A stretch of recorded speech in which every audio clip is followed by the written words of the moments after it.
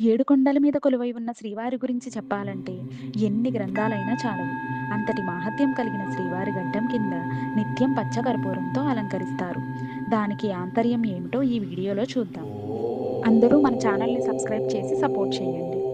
శ్రీ వైకుంఠవాసి అయిన శ్రీమన్నారాయణి అంశతో భూమిపై అవతరించిన శ్రీ రామానుజుల వారికి అనంతాళ్వార్ గొప్ప శిష్యులు.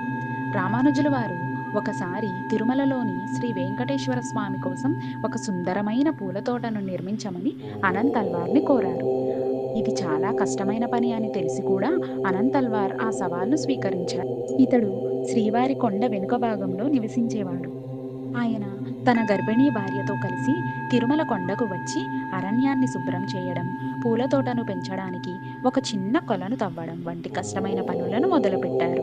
అనంతల్వార్ తన సేవలో అంకితభావంతో ఉన్నందున ఆ పవిత్రమైన సేవను కేవలం తన భార్యతో మాత్రమే చేయాలని నిర్ణయించుకున్నారు.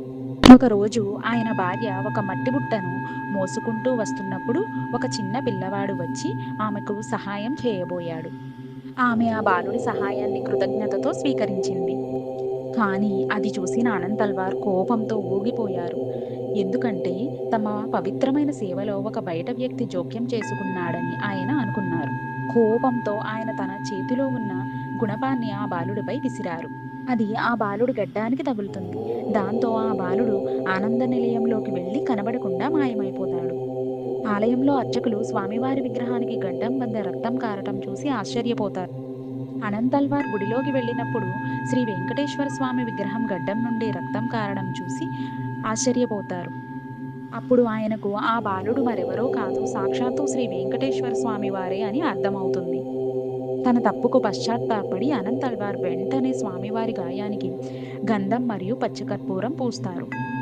ఆనాటి నుండి శ్రీ వెంకటేశ్వర స్వామి వారి ప్రధాన విగ్రహానికి గడ్డంపై చందనం పూసి పచ్చకర్పూరం పూయబడుతుంది. ఇది అనంతల్వార్ యొక్క అంకిత భావానికి, స్వామివారి ప్రేమకు గుర్తు. అనంతల్వార్ ఉపయోగించిన గుణపాన్ని చూడాలని అనుకుంటే మహాద్వారం దాటిన తర్వాత కుడివైపు గోడకు వేలాడుతూ ఉంటుంది.